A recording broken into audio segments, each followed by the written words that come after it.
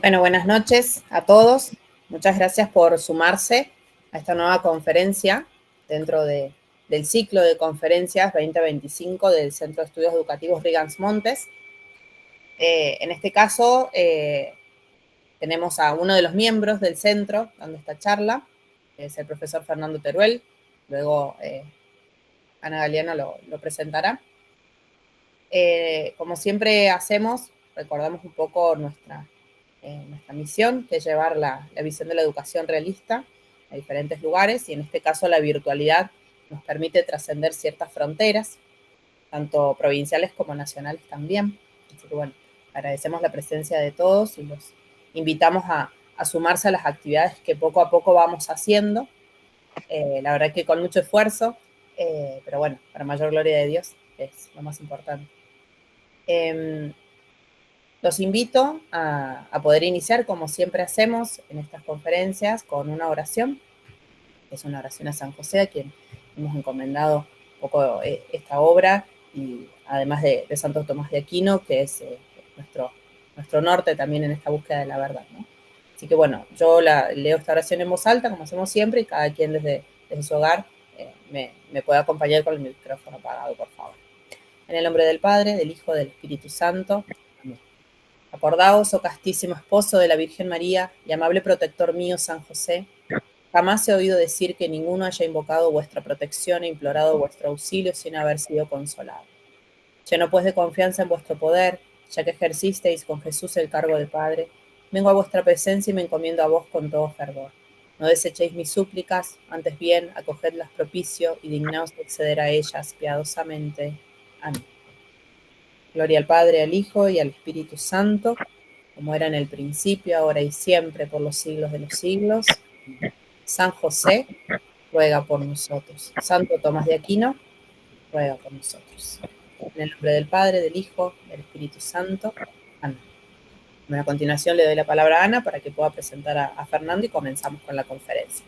Posterior a la conferencia daremos lugar a algunas preguntas o apreciaciones en caso de haberlas. Muy bien, muchas gracias, Mari. Bueno, vamos a presentar ahora al ponente del día de hoy, que es Fernando. Él es profesor en Historia por la Universidad Nacional de Córdoba, egresado con mención de honor. Es diplomado universitario en Fundamentos de la Educación por la Universidad del Norte Santo Tomás de Aquino y en Integralidad de la Educación Sexual por la Universidad Católica de Santa Fe. Se encuentra cursando la especialización en Historia Militar Contemporánea de la Universidad de la Defensa Nacional, y actualmente se desempeña como docente en el nivel universitario, superior y secundario, y como director del nivel secundario del Instituto Nuestra Señora de Fátima de la ciudad de Córdoba. Así que bueno, lo recibimos a Fernando con un aplauso virtual. Bueno, muchas gracias. Se escucha bien, voy a suponer, así que si puedo presentar unas diapositivas bastante rústicas que alcancé a preparar para hoy. Bien. Si se ven cualquier cosa.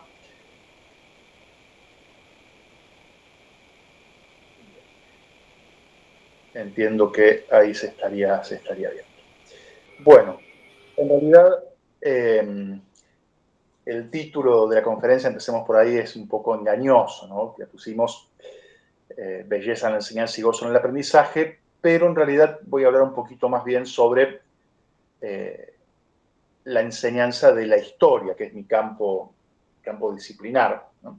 Indudablemente muchas de las cosas que vamos a ir mencionando se aplican a cualquier espacio curricular, a cualquier materia, e incluso a un ámbito extraescolar, ¿no? Cuando hablemos, por ejemplo, particularmente sobre despertar el gozo en el que aprende y demás, eso lo voy a repetir varias veces.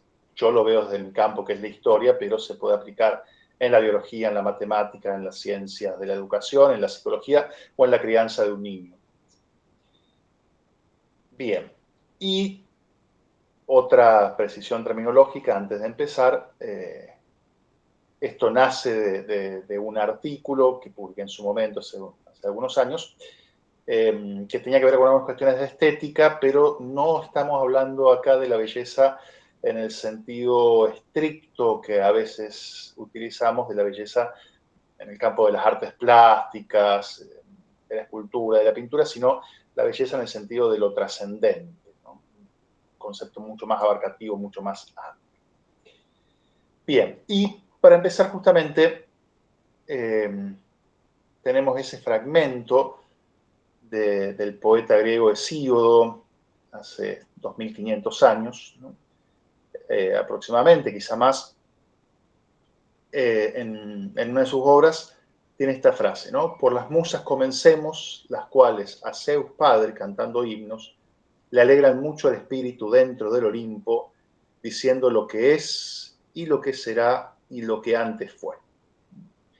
Entonces, a este poeta pastor Hesíodo, al pie del monte Helicón, hace más de 2 milenios y medio, le resultaba perfectamente razonable que las musas ensalzaran en su canto y enlazaran en su canto belleza y verdad.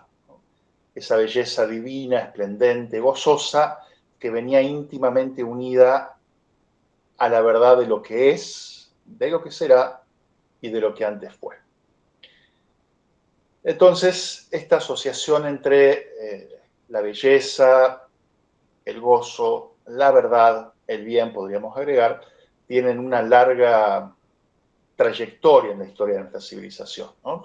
Si pensamos en autores más bien clásicos, Tucídides, Plutarco, Isidoro de Sevilla, Bossuet y tantos otros, constituyen una buena muestra de esto. Bien, como mencionaba, el punto de partida de estas reflexiones que hoy me hacen el honor de escuchar y de compartir conmigo, se planteó en un marco muy específico de un trabajo que tenía que hacer, que era identificar y problematizar algunas relaciones entre belleza y enseñanza en el contexto del nivel secundario de la provincia de Córdoba. Esto fue en el año 2020. Ese año, con la cuarentena, la no presencialidad y demás, tuvimos muchos educadores tiempo de hacer lo que habitualmente no tenemos, ¿no? Entonces, mi trabajo básicamente consistió en buscar dentro de las prescripciones curriculares, los lineamientos, las planificaciones sugeridas del ministerio, bueno, todo eso donde tenemos los lineamientos curriculares generales de los docentes, buscar qué había sobre el concepto de belleza. Fue una búsqueda bastante rápida porque no está, esencialmente no aparecía, ¿no?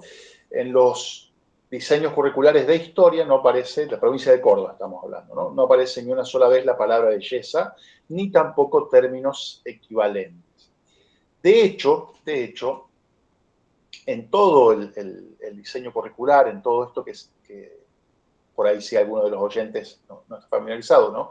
Pero vendría a ser los libros donde están los contenidos fundamentales que tenemos que enseñar en todas las materias de nivel secundario. De hecho, no solamente en historia, en todo el diseño curricular, que tiene cientos de páginas, la palabra belleza aparecía una sola vez en una de las materias que uno por ahí no esperaría encontrarla, que es biología de primer año, donde decía, bueno, uno de los contenidos era la indagación y análisis crítico sobre la construcción social e histórica del ideal de belleza y del cuerpo para varones y mujeres, ¿no? Entonces, estaba esta cuestión de la crítica, de la construcción del ideal de belleza y demás.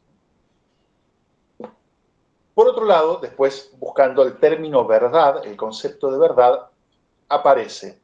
Estamos hablando de un texto que es específicamente sobre educación, ¿no? La palabra verdad en el diseño curricular de la provincia de Córdoba aparece 8 veces en las 196 páginas que tiene el diseño para el ciclo básico y 10 veces en las 280 páginas que tiene la parte de ciclo orientado en ciencias sociales. Pero casi todas las veces que aparece verdad, que no son muchos tampoco, está o en un sentido estrictamente didáctico o como algo que debe evitarse incluso por resultar problemático. Por ejemplo, en un fragmento dice, esto implica el compromiso de prestar atención a la construcción de las verdades subjetivas que resultan del diálogo, del saber, ¿no? Entonces, las pocas veces que aparece verdad está como algo problemático que debe evitarse o que debe problematizarse al extremo o unido a subjetividades y demás. Tampoco tampoco, esto tendría que volver a revisarlo, ¿no? Pero tampoco se encuentra el término verdad ni en la Ley de Educación Nacional, ni en la Ley de Educación de la provincia de Córdoba, donde, por otro lado, el vocablo tecnología aparece respectivamente 54 y 14 veces, ¿no? Muchísimo menos esperar encontrar alguna referencia en este tipo de documentos a el gozo del aprendizaje o a la felicidad del saber o algo por el estilo. Claro, uno podría decir, es lógico que este tipo de textos, que se limitan a aprendizajes fundamentales, a contenidos más bien empíricos a veces, no hagan referencia a categorías en la cual algunos se sentirían, digamos, incómodos o que son conceptos quizá problemáticos, belleza, verdad, bien, etc., ¿no? Entonces también podríamos decir, bueno, es legislación escolar, la legislación escolar se ocupa más bien de cuestiones políticas, normativas y demás. Y es cierto, ¿no? Es cierto. Sin embargo, consideramos que existen otras razones que son más bien de índole estructural. La función asignada por las modernas corrientes pedagógicas y por las políticas educativas contemporáneas a la enseñanza en general y al campo de la historia en particular, no consideran ni la dimensión metafísica, ni la ética, ni la estética como elementos que sean fundamentales en la educación. Esto me parece clarísimo. Y vamos a volver a ese punto más adelante, ¿no? Justo la semana pasada, hablando con algún colega del área justamente de la educación artística, ¿no? Conversábamos esto, porque habíamos dicho algo sobre la belleza en una reunión de personal, y esta colega compartía, dice, yo lo primero que hago cuando entro a clase de plástica en primer año es decir que la belleza no existe, y tacho la palabra belleza. Y yo entiendo el punto de vista desde el cual lo manifestaba, que era esto de romper con los estereotipos de belleza en los adolescentes y demás, que es más que lícito, pero lo que tendríamos ahí sería, y esto es un botón de muestra nada más, pero es el ambiente en el que nos movemos, lo que tendríamos es este rechazo incluso para el mismo nombre o para comprender de qué hablamos cuando hablamos de belleza y muchísimo menos incluirlo en nuestras prácticas educativas, ¿no? De hecho, esto de escribirlo en el pizarrón y tacharlo no existe. Análogamente podríamos tener un profesor de ética o de ciudadanía que tachara la palabra bien, o un profesor de filosofía tachando la palabra verdad, por ejemplo. Bien, dejando un poquito el campo este que fue el disparador de las prescripciones curriculares, la normativa y demás, como sabemos, nunca nos limitamos a dar únicamente lo que establecen esos diseños o planificaciones, ¿no? Eso sería algo que ni siquiera la misma normativa pretende, y el currículum informal es una realidad insoslayable siempre en nuestras aulas. Así que, saltando ahora del plano de lo normativo a la realidad, nos podemos preguntar entonces, más que lícitamente, qué relaciones hay entre enseñanza y belleza. Muy bien, y vuelvo a repetir algo que ya dijimos, cuando hablamos, porque me lo van a escuchar mucho, de enseñar historia, de la enseñanza de la historia, no nos referimos, por supuesto, exclusivamente ni excluyentemente a la asignatura historia, a la materia historia, o de nivel secundario o en nivel superior universitario, que tenemos historia de la educación, historia del pensamiento, historia de la medicina, lo que fuera. Lo cierto es que cuando hablamos de historia en el sentido que estamos usando el término aquí, estamos hablando de un saber que puede enseñarse tangencialmente en todas las otras materias o disciplinas de la educación formal, en la biología, en la química, en la física, en las matemáticas, en la geografía, por supuesto, y en todas. Y también estamos hablando de un saber que puede enseñarse fuera del ámbito educativo formal, ¿no? Esto de, referir o explicar una historia real no es una prerrogativa de los historiadores. Es una de las acciones más entrañables y más fundamentales y constitutivas de nuestra naturaleza humana. Muy bien. Vamos a empezar diciendo en todo caso que la relación que hay entre belleza, gozo y verdad, y todo esto abarcado en algún punto en la enseñanza, es una relación evidente. Así, por ejemplo, una fórmula matemática, una certeza metafísica, una taxonomía biológica, un teorema, no solamente esplenden a su manera, sino que comprenderlo nos genera un cierto gozo que justifica eventualmente lo arduo del camino que conduce a dicho saber. En ese sentido, estamos diciendo que saber es placentero, ¿no? El conocer es placentero, es gozoso. Cualquier conocimiento histórico sería bello porque satisface una tendencia humana. A ver, conocer las magistraturas romanas o las causas de la Revolución de Mayo o la crisis del petróleo, lo que fuere, puede generar mucho o poco placer según los intereses de cada uno, las tendencias, los apetitos, podríamos decir, pero en última instancia, esta relación gozo o felicidad-saber tiene mucho que ver con lo que ya el viejo Aristóteles planteaba en la apertura de la metafísica, ¿no? Todo hombre tiende por naturaleza a saber. También, y acá haciéndolo un poco más específico, la historia puede, la narración, la historia, la enseñanza de lo que fue, puede generar también una felicidad, un gozo, una plenitud extra. Esto ya lo decía Tito Livio, ¿no? El historiador romano. Lo que el conocimiento de la historia tiene de particularmente sano y provechoso es el captar las lecciones de toda clase de ejemplos que aparecen a la luz de la obra. De ahí se ha de asumir lo imitable para el individuo y para la nación, de ahí lo que se debe evitar, lo vergonzoso por sus orígenes o por sus resultados. Esto se aplica tanto a un docente dando clases de historia en la universidad o en el nivel secundario, como a un padre de familia contándole una anécdota a un niño. Y todos sabemos que el efecto que tiene esa narración es tanto más poderoso cuanto más bello y verdadero. Una cosa es explicar la virtud de la valentía y otra cosa es dar el ejemplo de un héroe. Sabemos que tiene un efecto distinto. Muy bien. Ahora en esta segunda parte me gustaría detenerme en tres precisiones, tres puntos que tienen que ver con elementos importantes para la enseñanza de la historia, ¿no? Y para la enseñanza en general, que a eso querría llegar, que es humanidad, vida y verdad.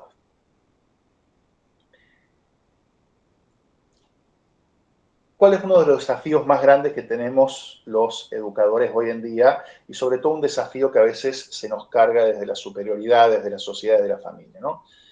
Tenemos que entretener, tenemos que despertar en el alumno el interés, tenemos que hacer que se sienta atraído por el saber. Y eso está bien. Eso no solamente es lícito que se nos pida, sino que es incluso natural, ¿no? Nadie va a conocer lo que de cierta manera no lo atraiga. El tema es que muchas veces en la enseñanza tenemos la sensación de que se pretende de que seamos una mezcla entre influencer, payasos, actores, oradores, diseñadores de instrumentos y herramientas y aplicaciones. Entonces, uno a veces puede pensar en esto, ¿no? Bueno, el gozo en realidad tiene que ver con la didáctica, con la metodología en la cual yo preparo la clase. Yo quiero que el alumno disfrute el aprendizaje, se lo tengo que hacer ameno, agradable, entretenido, cómodo, accesible. Y no es precisamente ese el punto neurálgico, el punto central. Sin duda, lo metodológico, lo didáctico, la presentación, la oratoria, la imagen, el soporte son fundamentales, eso todo docente lo sabe. Pero para no caer por ese lado, ¿sí? Para no ir por ese camino, que muchas veces es el más fácil, me gustaría detenernos un poquito en estos 3 puntos, ¿no? En primer lugar, la historia, la enseñanza de la historia en general y de cualquier disciplina en particular, aparte de la historia en particular, tiene que ser siempre humana, ¿no? La historia es contemplación del hombre. Toda enseñanza tiene que llevar a la comprensión y a la contemplación de qué soy, de una manera directa o indirecta, ¿no? Si muchas veces, por ejemplo, la historia resulta aburrida, se debe en no poca medida a la dificultad de ver a nuestros congéneres, a nuestros hermanos de humanidad, digámoslo así, en los acontecimientos, en los procesos o en las estructuras que enseñamos. Esto lo aplicamos a cualquier disciplina, ¿no? ¿Por qué muchas veces al alumno la fisiología o la morfología le resulta extraña en la clase de biología? Porque de alguna manera le cuesta reconocerse a sí mismo en eso que está estudiando.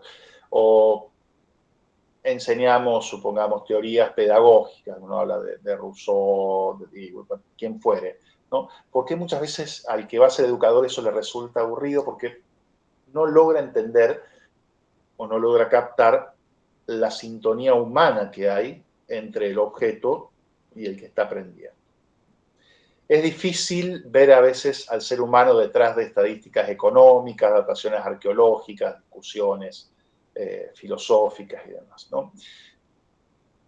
Por eso, acá siguiendo a Marc Bloch, un historiador francés de mediados de siglo, es fundamental mostrar siempre que, y cito, tras los rasgos sensibles del paisaje, las herramientas a las máquinas, tras los escritos en apariencias más fríos y las instituciones en apariencia más distanciadas, la historia quiere captar a los hombres. El buen historiador se parece al ogro de la leyenda. Ahí donde olfatea carne humana, sabe que está su presa. Buscar siempre entonces lo humano detrás de la aparente frialdad del acontecimiento, de la fuente. Lo que Bloch plantea aquí con meridiana claridad es que hablando con propiedad no existe, suena raro esto, ¿no? Pero hablando con propiedad no existe la historia de la Revolución de Mayo, o la historia del Imperio Asirio, o la historia de la crisis de Wall Street, o la historia del Renacimiento. Lo que hay, lo que existe realmente, es la historia de los hombres que a un mismo tiempo hicieron y padecieron esos hechos históricos, ¿no?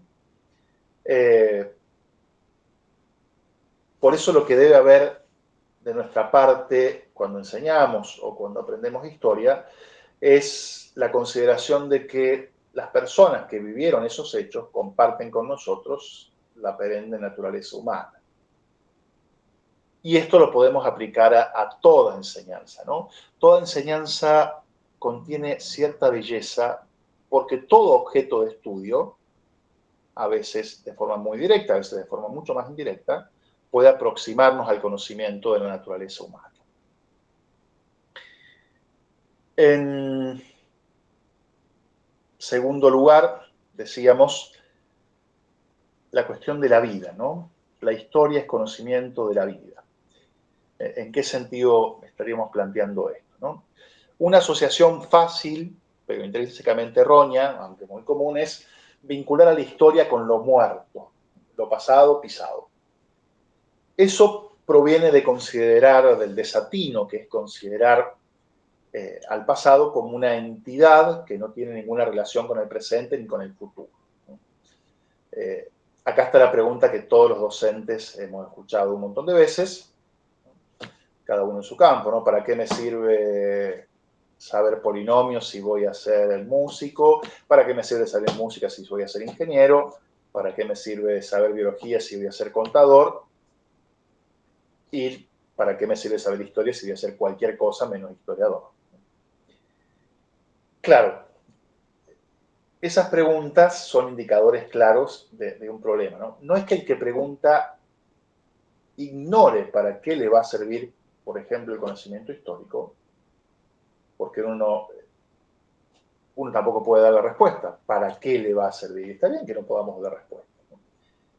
Pero la cuestión que subyace es no la ignorancia de la utilidad de la historia, por ejemplo, sino la ignorancia de la actualidad de la historia, de esa intrínseca, íntima relación que hay entre el tiempo pasado y el tiempo presente. Porque si somos conscientes de eso, jamás se nos cruza por la cabeza preguntar el para qué. Sería como preguntar ¿para qué respirar? Bueno, porque sin eso no estoy vivo ahora. Cuando tomamos conciencia de que lo pasado sigue de alguna manera vivo en el presente, la cuestión cambia enormemente. Ahí, citando a Lucien Febvre, otro historiador francés de mediados de siglo, dice: solo es digno del hermoso nombre de historiador quien se lanza completamente a la vida con la sensación de que sumergiéndose en ella, bañándose en ella, penetrándose en ella de humanidad presente, despliega sus fuerzas de investigación, su potencia de resurrección del pasado, de un pasado que detenta y que restituye en intercambio el secreto sentido de los destinos humanos. En palabras de otro autor, el Galeano, en una frase que me gusta, dice: el tiempo que fue sigue latiendo vivo dentro del tiempo que es, aunque el tiempo que es no lo quiera o no lo sepa. Y esto aplicado a cualquier docente, ¿no? También ese punto del decálogo del maestro, de Gabriela Mistral, maravilloso, donde dice, hablando al maestro, dice: maestro, vivifica tu clase. Cada lección ha de ser viva como un ser. Cada clase tiene que estar viva como si fuera un ser. Bien, y el tercer punto que me gustaría mencionar, habíamos dicho, tiene que ver con la historia, la relación entre historia y verdad, ¿no? Me van a disculpar lo rústico, lo simplón de las diapositivas, que están medias incompletas, pero es lo que se pudo hacer. Bien, entramos entonces en este último punto, antes de pasar a la última parte de la charla, en la relación entre enseñanza y verdad. La verdad en general y la verdad histórica en particular. Ahí nosotros tenemos en español una dificultad terminológica, y es que el vocablo historia, es de origen griego, designa simultáneamente a una ciencia, al objeto de estudio de esa ciencia y al discurso que deviene de ese estudio. Uno podría decir, implementando un juego de palabras, la historia estudia la historia y produce historias. Entonces, por ahí eso nos complica un poco la comprensión. En latín cuenta con la ventaja de poder distinguir entre la historia como estudio o narración, que es la rerum gestarum, y la historia como una realidad objetiva, lo que pasó, lo que ha sido realmente, ¿no? Que es res geste, las cosas sucedidas, podríamos decir. Se aprecia así mejor la relación que debe haber entre la inteligencia y la realidad, ¿no? Una adecuación entre lo que sabemos y lo que ha sido. Por otro lado, es la definición realista de verdad, ¿no? Adecuación entre el intelecto y las cosas. Claro que las formas que tenemos de aproximarnos a esa verdad, a las cosas como fueron, son sumamente complicadas. Si bien el historiador cuenta con métodos de investigación, reglas de validación, procedimientos técnicos que pueden garantizar cierta veracidad, no es lo mismo que en las ciencias naturales. Nosotros no podemos experimentar. Pero alguna vez digo, chicos, yo no puedo demostrar empíricamente en el laboratorio lo que estoy diciendo. No puedo tomar, por ejemplo, a Liniers, meterlo en una probeta y agitarlo a ver qué pasa con las invasiones inglesas, ¿no? Pero tenemos nuestros propios, por supuesto, mecanismos de validación y técnicas. Investigamos el pasado, pero el pasado como tal no es observable para nosotros, sino por sus vestigios y consecuencias. Y encima, acá tenemos otra cuestión, ¿no? Por definición, el objeto de estudio en las ciencias humanas está continuamente en expansión. A medida que pasa el tiempo, más grande es. También el descubrimiento de nuevas fuentes históricas y demás va generando cambio en nuestros saberes. De allí que en cierto sentido el conocimiento histórico pueda decirse siempre abierto o en construcción. Ahora bien, una vez hecha esa salvedad, no es un conocimiento sencillo, no es automático, no es igual al de las ciencias naturales o al de las ciencias físico-matemáticas, está en construcción, es revisable. Una vez dicho todo eso, podemos afirmar aún que existe la verdad histórica, existe la posibilidad de buscar esa verdad histórica y existe el deber de trabajar en pos de la consecución de la mayor armonía posible entre nuestro entendimiento y esa verdad. Eso no implica caer en una posición ingenua que ignore las profundidades, las profundas subjetividades que atraviesan nuestra percepción de la historia. Pero no todo es una construcción. No todo es una construcción. La razón de esta digresión que ya estamos terminando es simplemente señalar que en la enseñanza está este tercer elemento al cual debemos aferrarnos si queremos acercarnos a la belleza, que es la búsqueda de la verdad. Ciertamente todos, y en forma inevitable, seleccionamos contenidos, aspectos, perspectivas, puntos de vista, pero una cosa es adoptar una posición consciente y otra completamente distinta es mentir, omitir información importante o adaptar las fuentes a nuestra conveniencia. Cuando los docentes renunciamos a buscar honestamente la verdad o directamente negamos su existencia, la enseñanza se vuelve simplemente un cierto tipo de relato, llamado historia militante o enseñanza militante de forma contemporánea, y por eso tenemos cada vez más la extraña paradoja del escéptico dogmático, ¿no? Que es el que considera que todo es relativo, todo depende, todo es una construcción,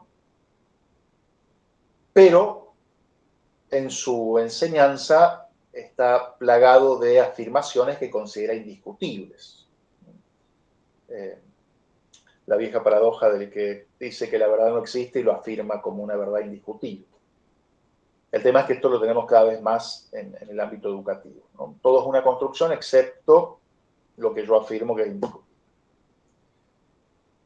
Acá me gusta esta frase, algún teólogo, amar la verdad como se ama a una persona. Amar la verdad con la misma intensidad, con el mismo enamoramiento, con la misma pasión que podemos amar a una persona. Esto, aunque sea doloroso, incómodo o inconveniente, como puede ser amar a una persona, ¿no? Pero me parece que es fundamental que los docentes lo tengamos, los que nos dedicamos a la enseñanza en general, lo tengamos incorporado, ¿no? Tenemos que buscar la verdad y amarla como quien ama a una persona. Bien. Aquí una pequeña digresión que vamos a acelerar por una cuestión de tiempo también, en torno a qué tenemos hoy en día a disposición, qué tenemos hoy en día a nuestra disposición. Hay como una especie de falsa alternativa, ¿no? Por un lado, hay una gran saturación de oferta de conocimiento histórico, canales de YouTube, podcast, TikTok, canales de televisión, documentales, etc. Y por otro lado, hay también novelas históricas, podríamos leer un montón de cosas que en sí no son malas. Y por otro lado, un rechazo hacia el conocimiento histórico, ¿no? Esta frase cada vez más escuchada de lo pasado pisado, ¿para qué me sirve saber? Las cosas ya no son así, etcétera, etcétera. Es una falsa dicotomía, ¿no? Porque estamos enfrentados a veces a una historia poco seria, chabacana, más interesada por el chusmerío, o directamente la ausencia. Todo esto tiene que ver con una falta de interés por el pasado, por la tradición. por eso podríamos achacar a esto, ¿no? La culpa, la responsabilidad sería esta tendencia general a mirar el futuro en detrimento del pasado. Una de las principales herencias en este sentido que nos ha dejado la Revolución Industrial y Francesa, el evolucionismo biológico y social, las filosofías dialécticas de Hegel y de Marx, ha sido la ideología del progreso ilimitado, un punto en el cual liberalismo y socialismo coinciden entre paréntesis, ¿no? Esta ideología del progreso ilimitado que dice, bueno, todo tiempo futuro va a ser mejor. Estamos en un camino ascendente, la humanidad está en un camino ascendente donde todo lo nuevo se vuelve, en cuanto nuevo, por el simple hecho de ser más novedoso, superior a lo antiguo. Fascinante fenómeno intelectual por el cual lo bueno es siempre predicable del futuro y lo malo forma parte del pasado. Así, sin más, la dicotomía pasado-futuro se mezcla, se solapa entonces con malo-bueno, feo-bello, desagradable-deseable. Todo lo negativo, por supuesto, con respecto al pasado. Pensemos, por ejemplo, el adjetivo, no sé, tradicional. Pero eso es muy tradicional. Una carga antiguo.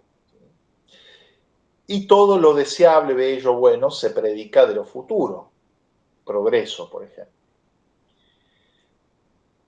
Y claro, esto tiene su lógica. Si lo que es en potencia es necesariamente mejor que lo que es en acto, se hace evidente que no hay que prestarle mucha atención al pasado. Justamente algunos de los epítetos que hoy se consideran más despectivos nos dan cuenta de esto, ¿no? Cuando en una discusión se quiere achacar características negativas al adversario, algunos de los, sobre todo en discusiones políticas, ¿no? o filosóficas, algunos de los adjetivos más utilizados para denostar al otro, bueno, retrógrado, dinosaurio, conservador, ultraconservador, patriarcal, etc., ¿no? Todo lo que tuviera que ver con el pasado pareciera tener una carga intrínsecamente negativa. En ese sentido, las divinidades que mencionábamos al principio, que armónicamente cantaban lo que fue, lo que es y lo que será, no serían personajes muy apreciados en nuestra sociedad. ¿De dónde nos viene ese amor al futuro? Vamos a seguir ahora brevemente a Chesterton, que ella hace más de un siglo constataba, parece que nos hemos propuesto no entender lo que ha ocurrido y nos disponemos, con una especie de alivio, a declarar lo que va a pasar, lo cual es aparentemente mucho más fácil. ¿Cuál es el tema? En realidad no existe un amor al futuro, ¿no? El futuro como tal no puede ser amado simplemente porque no es. Podemos sí desear apasionadamente tal o cual hecho futurible, lo que pudiera pasar, como bueno, un deseo de las vacaciones. Pero no es tanto el deseo, acá creo que está el punto central de todo esto, ¿no? No es tanto el deseo cuanto el miedo lo que nos impulsa hacia el futuro. Y no miedo al futuro precisamente. Porque si el temor al futuro, que deviene de la incertidumbre propia de la vida, es una posibilidad que tenemos de continuo ante nuestros ojos, uno puede tener ansiedad, angustia por lo que va a pasar, no es menos cierto que existe otra aprensión mayor. Y acá una cita tanto larga de Chesterton, pero me parece muy importante, ¿no? Sí. El acicate que nos impulse hacia adelante tan alegremente no es la preocupación por el futuro. El futuro no existe porque aún es futuro. Es más bien un miedo al pasado. Le tenemos miedo al pasado. Un miedo no solo del mal en el pasado, sino también del bien en el pasado. El cerebro se siente oprimido.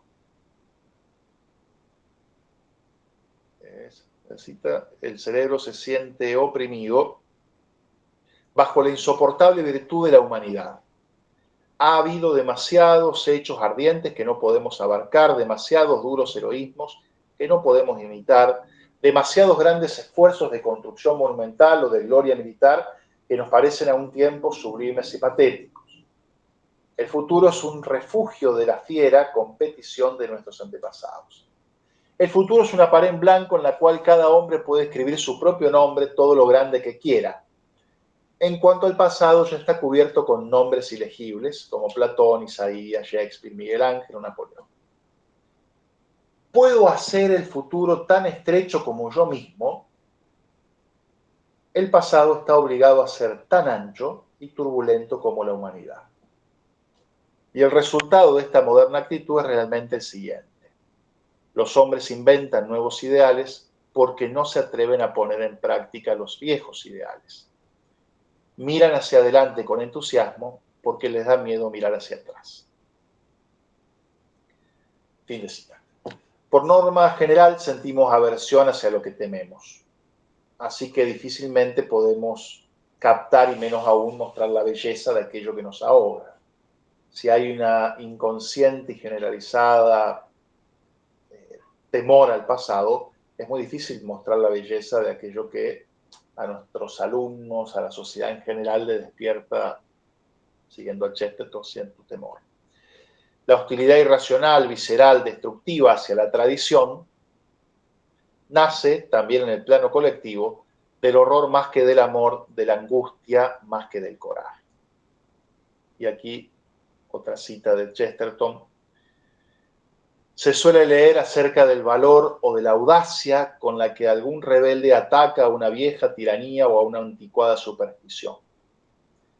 No hay en realidad valor alguno cuando se atacan cosas viejas o anticuadas, como no lo hay en ofrecerse a atacar a nuestra abuela.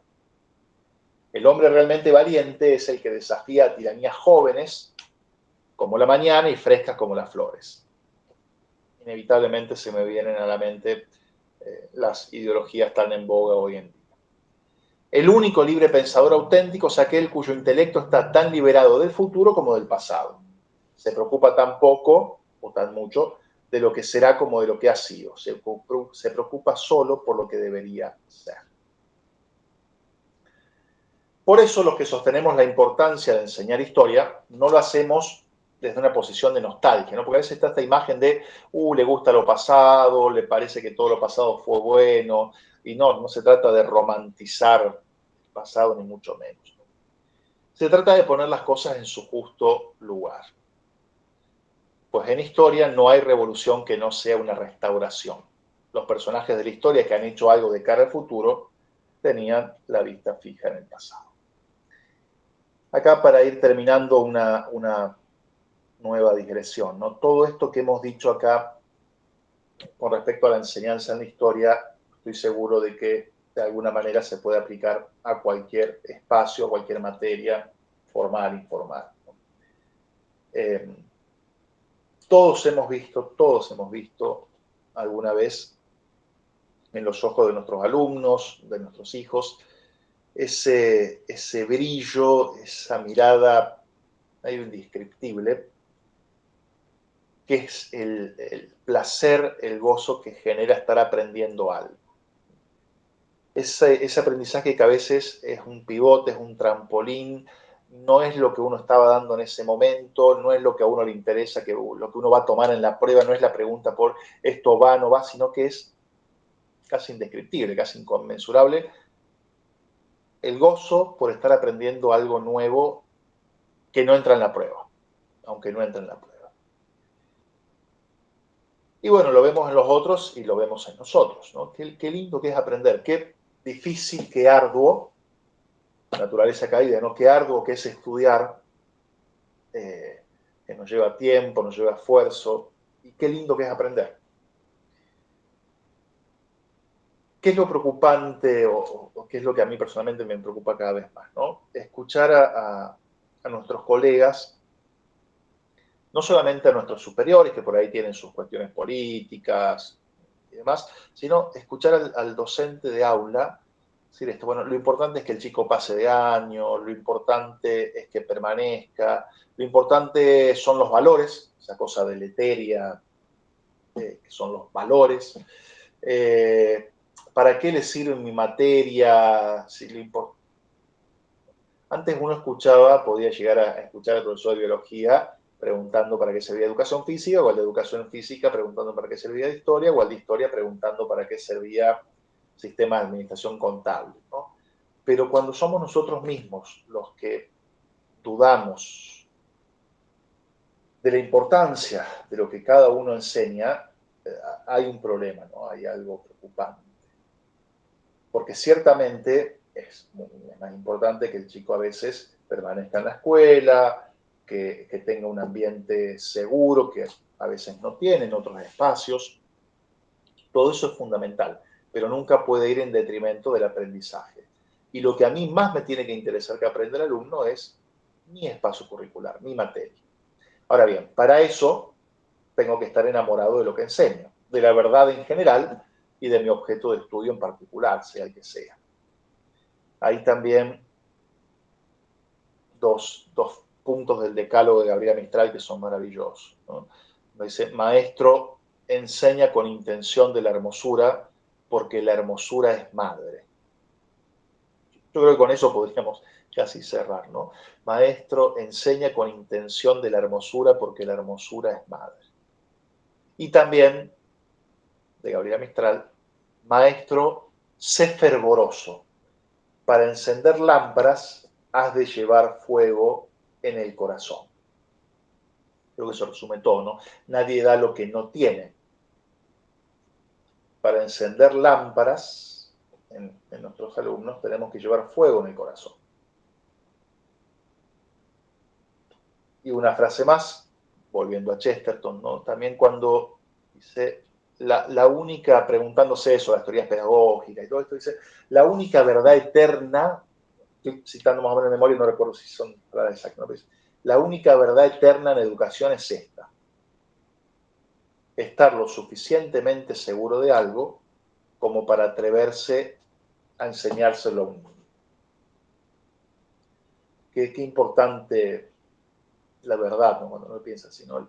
El único secreto en la educación es este: estar lo bastante seguro de algo como para atreverse, qué verbo bien utilizado, ¿no? Como para atreverse a enseñárselo a un niño.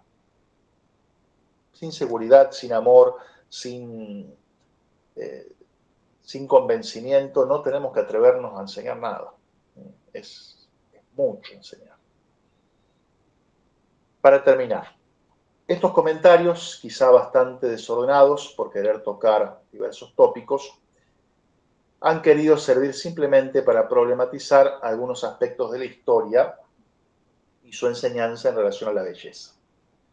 Cualquier docente, y en realidad cualquier persona, puede mostrar belleza refiriéndose al pasado, sea la explicación de una compleja estructura económica, la narración de una anécdota de la infancia, de un viaje. Cuando yo iba a la escuela, las cosas eran... Todos tenemos la posibilidad de abrazar la belleza en la forma y en el contenido. Y, si no de alegrar a los dioses olímpicos como las musas, al menos sí alegrar un poco el alma de algún docente, algún alumno o hijo. Pero existe la posibilidad de encontrar un extra, una cierta paradoja por la cual podemos entender la historia de forma metahistórica, más allá. Otro modo de ver y de decir y de entender la belleza en el tiempo. Como si un breve instante de la vida de una sola persona no fuese algo de por sí inefable y sorprendente, como si la más mínima creación humana no tuviera algo de extraordinario, como si la larga existencia de nuestro linaje no fuera de una complejidad portentosa, hay algo más. Y ese plus, ese extra, es saber que un día, en la plenitud del tiempo, la belleza ante la cual las demás bellezas palidecen, la luz imperecedera, la palabra perfecta, se hizo carne y habitó entre nosotros. Y estará con nosotros todos los días hasta la consumación de la historia. Gracias.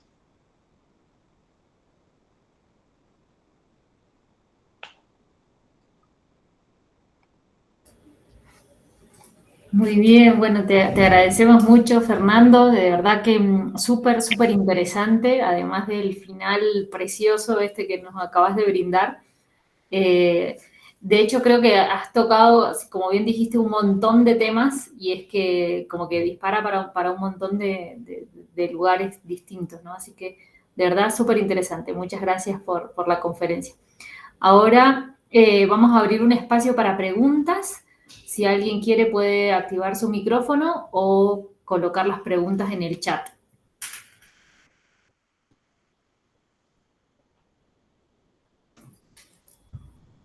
Bueno, mientras tanto, mientras la gente piensa, yo te pregunto algo. Porque, bueno, la verdad es que me pareció súper interesante cómo empezaste la conferencia haciendo referencia a los términos y de hecho es como que hasta incluso es impactante todo lo que dijiste, porque, claro, uno diría, bueno, desde una verdadera mirada de la educación, es como que bien, verdad y belleza deberían estar presentes. Y sin embargo, es como que fue así bien, bien gráfico y alarmante todo lo que comentaste de esas ausencias. Y me hizo pensar, bueno, en este caso vos hablaste de los diseños curriculares o lineamientos.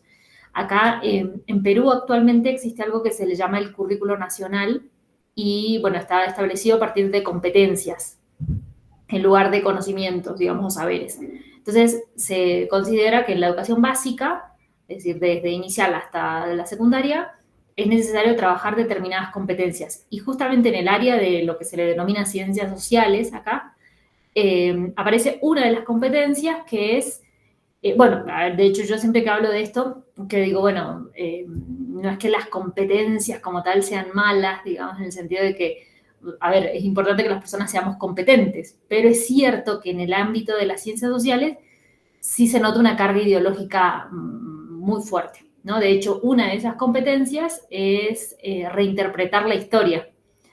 Entonces, mi pregunta iba hacia qué recomendación le podrías dar a los docentes para poder trabajar esto o cómo trabajarlo o cómo no trabajarlo, digamos, o sea, cómo abordarlo, por ejemplo, ¿no? Es una muy buena pregunta. Todos sabemos que lo que tenemos que enseñar está más o menos orientado desde las autoridades ministeriales y demás, pero tampoco creo que no hay todavía una pretensión de que enseñemos exactamente eso, ¿no? Hay cierta libertad o cierto margen. Dentro de ese margen es donde tenemos que estar muy sólidamente parados cada uno en nuestra disciplina, ¿no? Lo de las competencias me parece, bueno, sí, acá también estamos planificando por competencias y demás, me parece una opción interesante y demás, siempre y cuando no vaya en detrimento del saber, ¿no? Porque me parece que lo que hay de fondo a veces, acá, bueno, se habla, por ejemplo, mucho de planificación por capacidades, ¿no? Que me parece medio análogo a lo que en cierto momento, cuando yo empecé en la docencia, eran los contenidos llamados procedimentales, que se les llamaba, o actitudinales, que es una realidad, enseñamos eso, es una buena perspectiva eso, pero cuando se lo pone en detrimento o en competencia con el término que a mí no me gusta mucho, ¿no? Pero con el contenido, con el saber duro, ahí está el problema, ¿no? Porque sería el uso que yo pretendiera que mis alumnos reinterpreten, por ejemplo, reinterpreten la Revolución de Mayo sin saber quién fue Saavedra, por ejemplo, o sin saber qué estaba sucediendo en ese momento en el marco europeo, ¿no? Entonces, la interpretación, la perspectiva crítica y demás pueden ser muy valiosas, esta competencia o esta capacidad de pensar críticamente, pero siempre tiene que haber un saber de fondo, un algo. Si no, nos movemos en torno a la crítica de la nada, la reinterpretación de la nada, la construcción de la nada, y no hay nada sólido. Pero bueno, lo primero que tenemos que estar convencidos de que existe la verdad y hay que buscarla y hay que amarla, y que no es fácil, por supuesto, somos nosotros, ¿no? Imposible. A mí me parece muy paradójico esto del relativista docente, ¿no?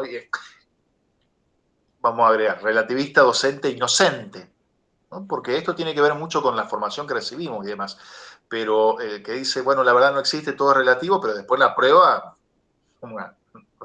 Tenés que poner algo, ¿no? Pero contestando, me parece que lo primero es, más allá de lo que se nos pide, estar bien parados nosotros en nuestros saberes. Muy bien, muchas gracias. Bueno, acá en el chat tenemos una felicitación y una pregunta, así que ahí la voy a leer. Dice, muy buena conferencia, en razón de lo que dice Chesterton del deber ser. Y ahora viene la pregunta. ¿Se puede tomar como criterio para estudiar historia de la educación una reflexión metafísica antropológica? Es decir, ¿cuánto se han alejado o acercado las diversas concepciones de educación a lo largo de la historia del fin de la naturaleza humana? No sé quién pregunta, pero me parece excelente. Y si lo escribe, yo le compro el libro primero, antes que nadie. Sería una excelente mirada de historia de la educación, por supuesto. Indudablemente compro. Pero sí, uno puede mirar, no solamente desde ese punto de vista, ¿no? Pero sería una mirada interesante decir, bueno, de la pedagogía realista, digamos. A ver, cada corriente, cada época, cómo ha estado más cerca, más lejos, en qué puntos. Es como hacer historia de la filosofía también, ¿no? Uno siempre con la historia de la filosofía va marcando un eje a partir del cual observa los distintos pensamientos y demás. Pasa que el deber ser en la enseñanza tiene algo de eterno y de inmovible y de natural, formar la integralidad de la persona, por ejemplo, pero también hay cuestiones que son contingentes, que hacen a la época, al momento, al lugar, al país, a la cultura. Entonces también tampoco me parece un riesgo en el cual podríamos caer es hacer una historia de educación en el cual tengamos una línea muy rígida y marquemos, bueno, este estuvo un poco más lejos, este estuvo un poco más cerca del deber ser. Porque, repito, hay una parte que es esencial, inamovible, natural, y hay otra parte que es contingente.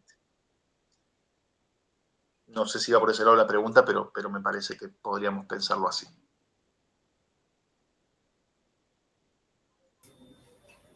Muy bien. Bueno, no sé si hay alguna otra pregunta entre los presentes.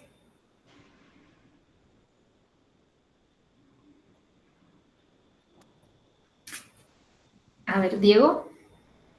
Hola, ¿se escucha? Sí. Bueno, llegué un poquito tarde, pero algo capté, digamos, ¿no?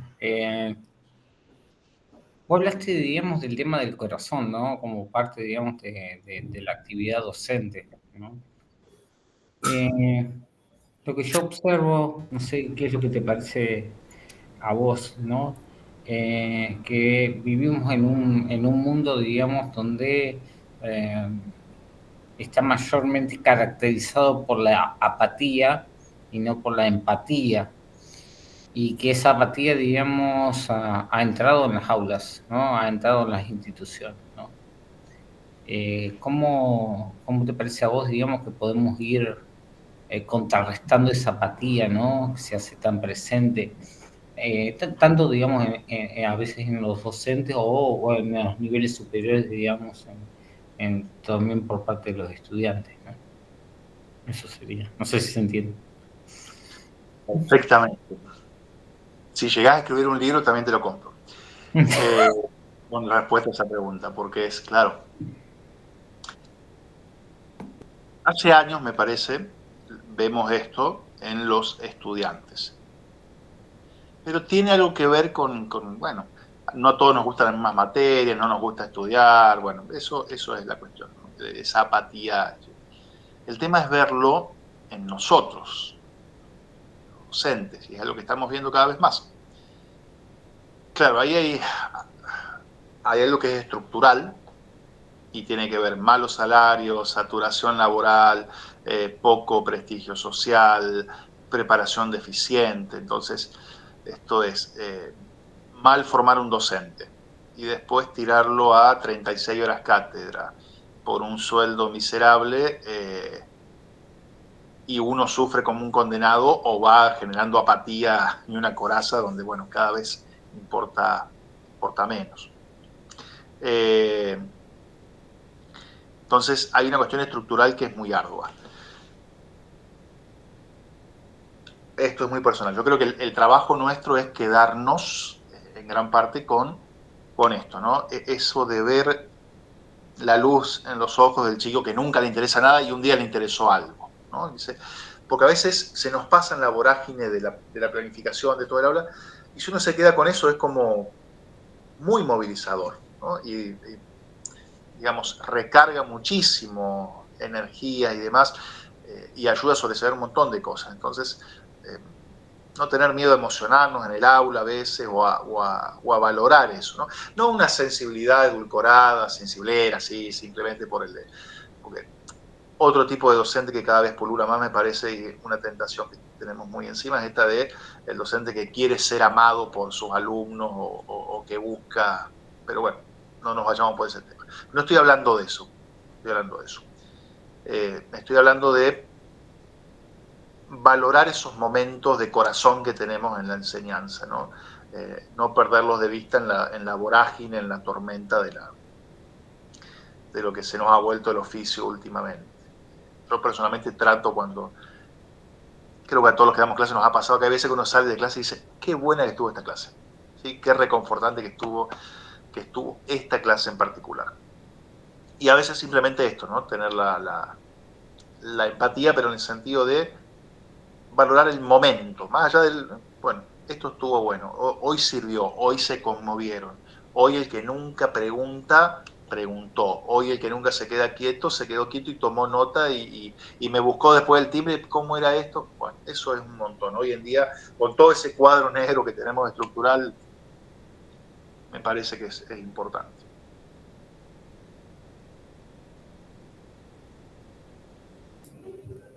Bien, bueno, leo una respuesta que dio Gastón, que dice, bueno, cierto, lo propiamente humano es la libertad y por eso puede hacer historia, pero esa libertad supone una naturaleza. Admito que no hay existencia sin situación. Es comprender la unidad del ser en la diversidad, en el desenvolvimiento histórico, me parece. Totalmente, sí, absolutamente. Eso es realismo. Es una historiografía realista y una filosofía realista, sí, completamente de acuerdo con eso. Bien.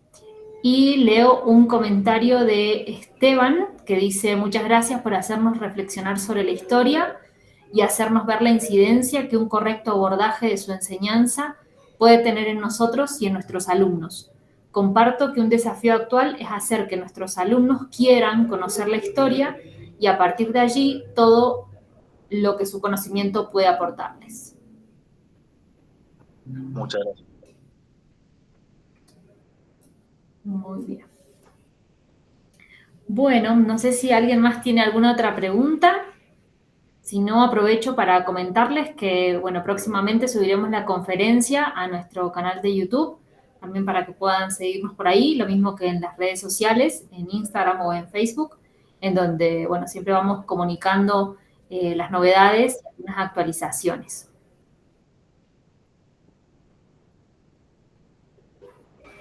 Hay un comentario ahorita. Comento, bueno, Sara comenta lo siguiente, dice, ¿se podría tomar en cuenta esto? Toda educación presupone una antropología, toda antropología presupone una metafísica. Por tanto, la historia de la educación es la historia de los cambios en la comprensión del ser humano. Absolutamente, sí. Más allá de... Con esto también, así ya acordamos, pero digo, creo que Mantovani, que en algunas cosas tengo grandes diferencias, pero cuando plantea que el tercer problema de la educación es el problema didáctico y el primero es el problema del hombre o del sujeto, diríamos, dan el clavo en cierta parte ahí, ¿no? Porque si la historia de educación no tiene que ser historia de los métodos, de la didáctica, sino que tiene que ser también en gran parte historia de a quién enseñamos, para qué enseñamos. Y bueno, nosotros podemos dar un paso más, ¿no? Que es entrar a la cuestión metafísica e incluso que tendría que primar. Les agradezco muchísimo la oportunidad para charlar un poquito de estas cosas. Muy bien. Bueno, aprovechamos también y te volvemos a agradecer por el tiempo, por la generosidad. Y bueno, como recién dije, los invitamos también a todos los presentes a seguirnos en las redes sociales y ayudarnos también a difundir esta tarea que hacemos también con mucho gusto y en honor y en búsqueda de la verdad. Así que, nada, de esta forma finalizamos esta conferencia del día de hoy y les agradecemos también a todos los presentes.